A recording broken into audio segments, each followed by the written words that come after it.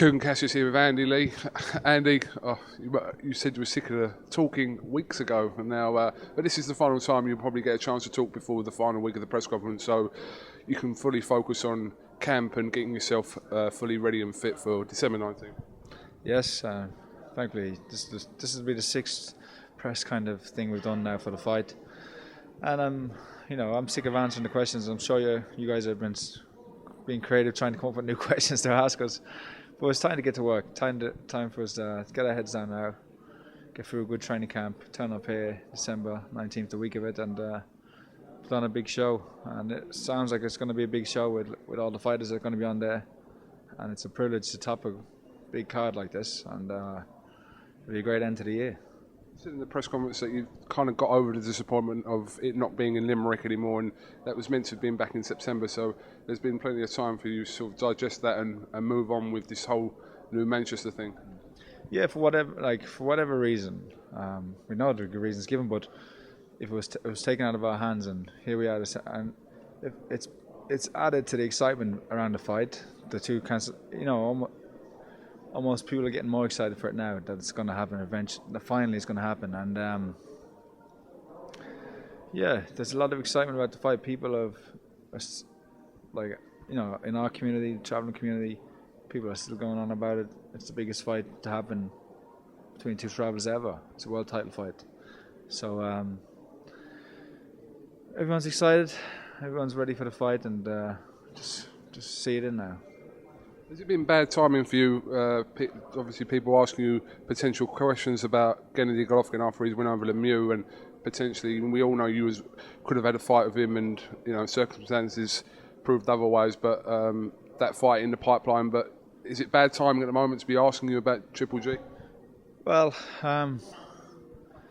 it's nice to be mentioned with those guys in a way, and the winner of this fight will be putting himself almost in the shop window. We'll be saying, the winner of this fight should fight the winner of that fight out of winner of Canelo Cotto, or Jacobs and Quillen, because that's what fighting should be about these days. It's hard.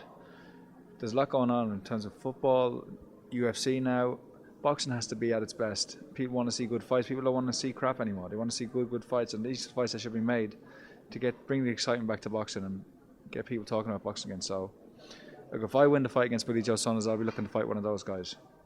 You mentioned the term Starbucks boxing in the press conference the other day. What did you mean by that exactly? Oh, I just meant that, this day and age in boxing, you got guys who are more gimmicks than real fighters. And for me, I've never done that. It's never been my style, But to see, somebody who's never won a real fight, who doesn't even have who's got a so-and-so record, but people are excited. People are I don't know. What do people want? Do people want to see actual really good fights, or do they want to see two guys slag each other off and then get in there and have a so-so fight? You know what I mean? I think it's a shame. It's probably the other way. It's probably people want to see two guys mouth each other off. WWE, whatever it is now, and that's what I meant. That in this day and age, you got too many guys who are gimmicks. They're not real fighters. Me and Billy Joe are real fighters. This is a real fight. The two best middleweights this side of the world, and number 2 in the rankings, and number 4 in the Ring rankings, Ring magazine rankings. That's not easy to come by. This is a real fight. This is not two guys who want to tweet and talk and get a lot of hype. So this is a real fight. What do you want to see? Are you a real boxing fan, or are you just a hype fan? Public. That's what I'm interested in seeing. Hype sells, though. Hype sells. Hype sells, yeah. But it also disappoints you when you see two. Do people really know what they're seeing when they see a boxer in the ring with skill and craft and power? Or do they really know what they're watching? Do they just see two guys in there who are not high quality, not technically very good? I don't know. I'm saying, I'm talking about I'm not really getting worked. I don't really care. The fact is, do people want to see top class boxing? Two people who you can just stand back and say, look at those moves, look at how he holds himself, look at his position, look at his hand move, look at his footwork, look at the way he throws his punches. For me, that's exciting. I don't want to see. That's for me. I'm a purist, I guess, and I guess I appeal to the purist, and I've always liked great boxers like Roy Jones, Winky Wright. I was never into I was never into Nassim Hamed. I was never into those guys. I always liked guys who could do it in the ring. So we'll see. I don't know. It's what people are being sold. Can they make up their own mind? It's like, you know what I mean? It's like the X Factor. Oh, he's so great, but is he really great? No, he's not. Look at the guy. If you know what I mean, I don't know. It's just, it's a long story. I thought we was on to something there. Just to back up what you're saying, obviously Floyd Mayweather and Andre Ward are considered two of the best pound-for-pound boxers in the world, but some people find them to be the most boring fighters in the world. So it depends for what you're looking for, because do you watch Floyd Mayweather and Andre Ward and appreciate actually what they do in the ring, or because they're not known as concussive punchers, people don't like that? What is it? Well, it's like the Floyd Mayweather, the package. You know what I mean? You look at Conor McGregor, he's doing the exact same thing. You look at Muhammad Ali, he did the exact same thing. Be brash, be flashy, but back it up in the ring. And those guys can back it up on what they do because they're very good at what they do. But there's so many imitators who are not as good at what they do, the final product, but they can talk and they can be flashy. I don't know. Listen, I'm not here to make any sense. I'm here to fight. I'm getting ready for Billy Joe Saunders.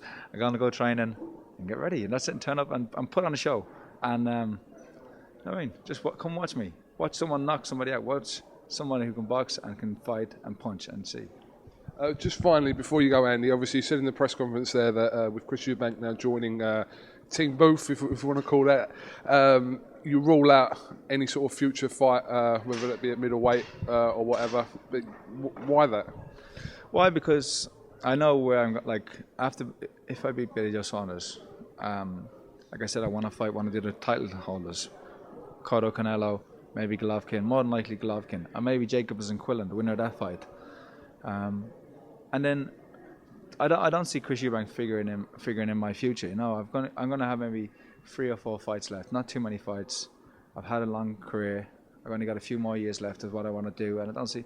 And like I said, when Adam said it, I've been approached by the Eubanks to work with Junior. I was the one who was encouraging, because I know the potential that Chris Eubank Jr. has, the physical potential he has, and how good he could actually be with someone that's helped someone like Adam.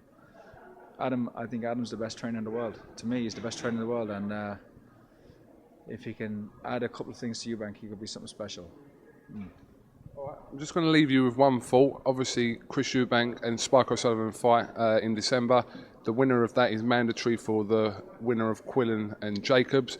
So it might not be as far away as you think. Cause I know, yeah. Well, look, these guys they're contenders. They're contenders. They're, and rightly so. I applaud both guys for taking the fight.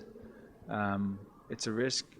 More so, it's a risk because of the way, like for them, not because of how they fight, but for how they talk and the personas they built for themselves. Listen, they're taking a chance, and one of them's going to get knocked out. I don't see it going the distance, and one of them's going to have both guys have been doing a lot of talk on social media, and they're going to have to back it up now. So I commend them for doing that, for putting it on the line, not just hiding behind Twitters and things like that. So we'll see. It's an interesting fight, and I'm looking forward to it. But like I'm saying, this will be a lot of that's a hype fight. But is it a good quality fight in terms of what they do in the ring? We'll see. You know what I mean? I think what me and Billy Joe will do in the ring will be far more technical, more explosive, more high level. You got 2 Olympians, a world number 1 and a world champion. But their fight's intriguing because of the hype, and that's basically it. You know, I mean, that's what the boxing fans want, really.